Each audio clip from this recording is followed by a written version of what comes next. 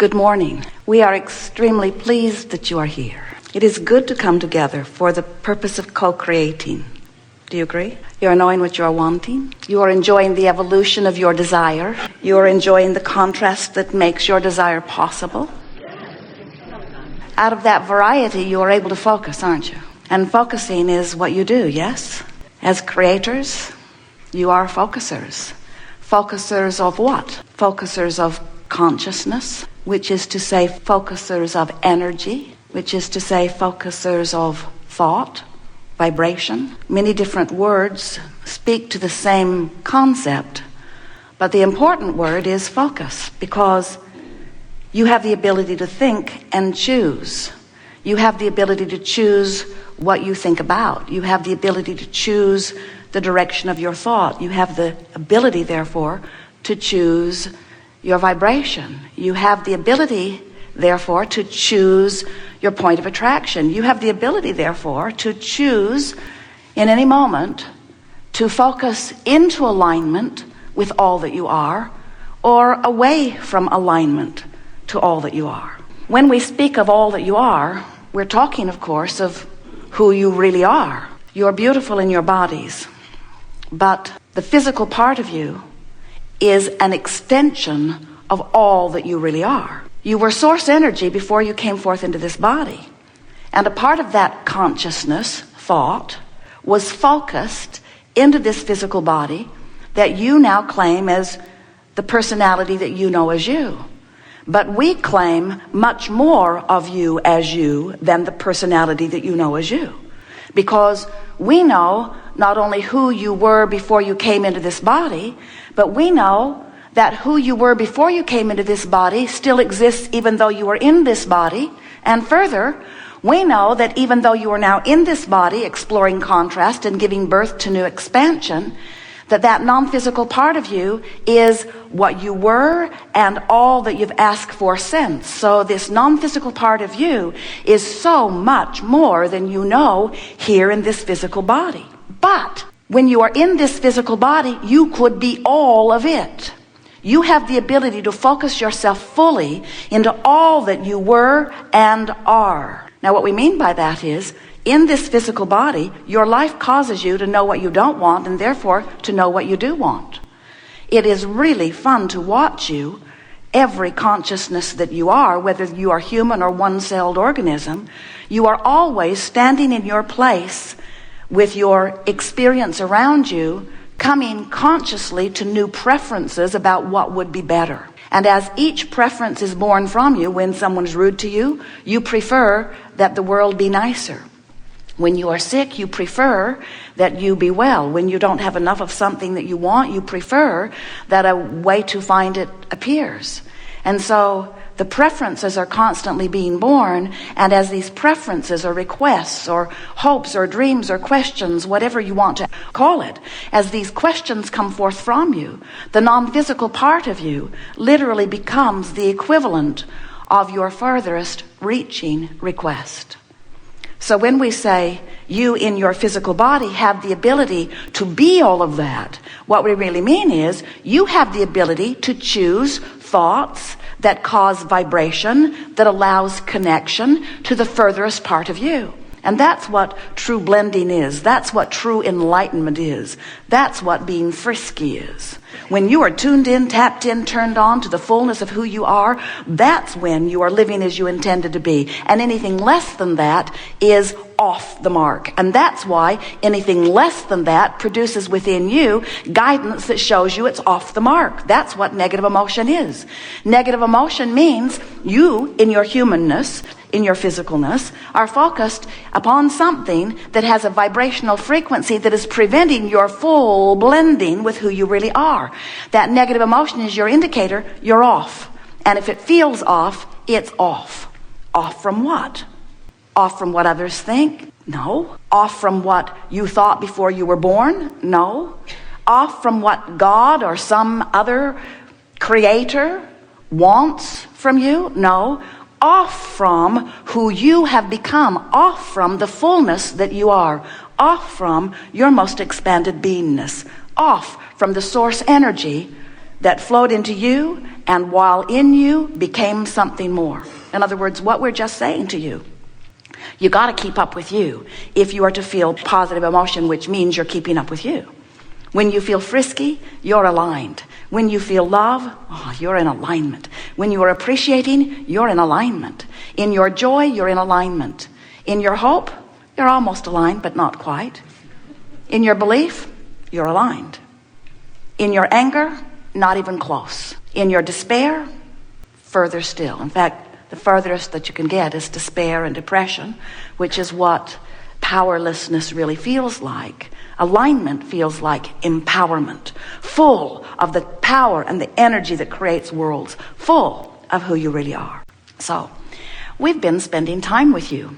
We've been flowing through Esther for a number of years, and in this format we have offered many different explanations in an attempt to help you to understand more fully who you are, but most important, how you fit into the big picture.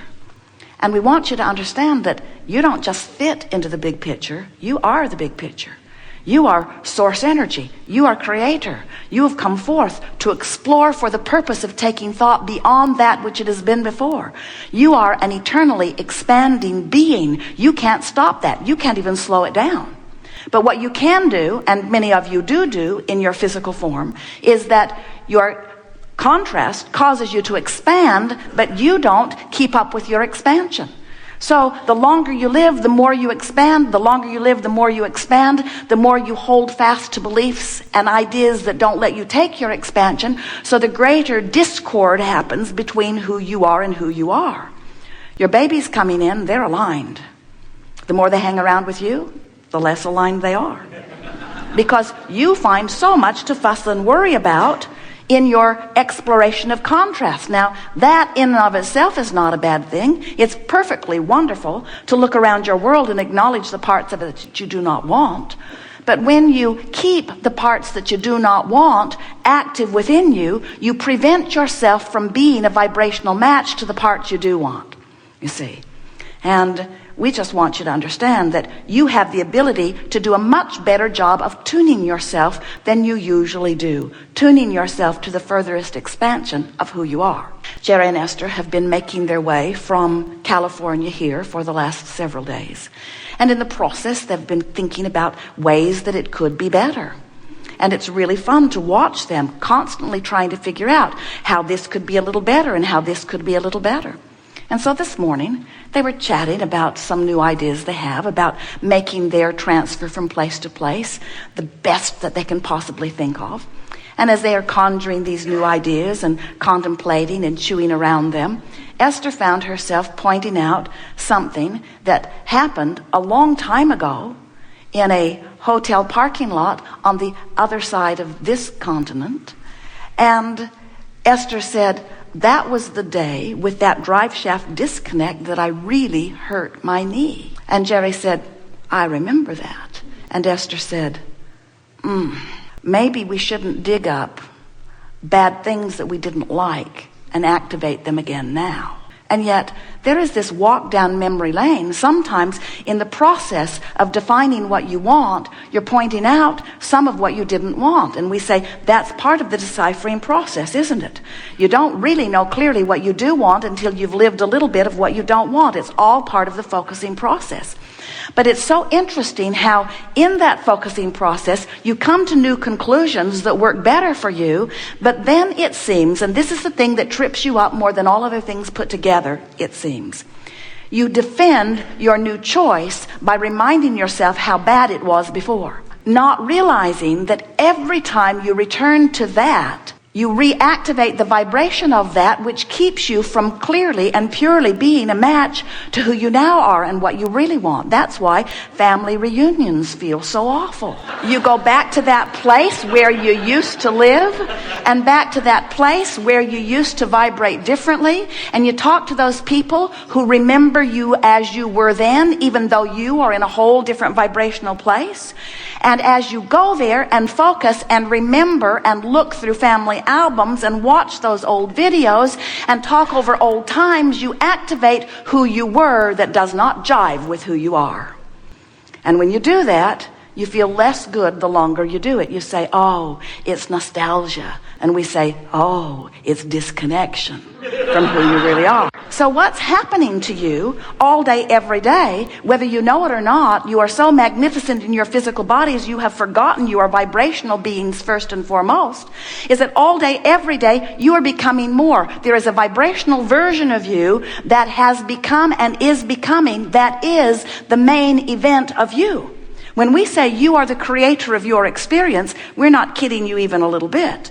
You are not just the creator of your experience. You are the creator of you. You are the creator of the vibrational version of you who exists in a vibrational reality.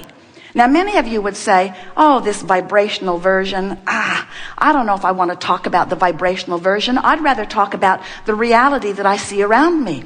And we say, that would be fine if you, the larger part of you, were not standing over here in this vortex of creation as the vibrational version of all that you have become. But you have. You have become a vibrational version of something more than you know here in your physical reality, because the manifestation is slow to catch up with the vibrational version.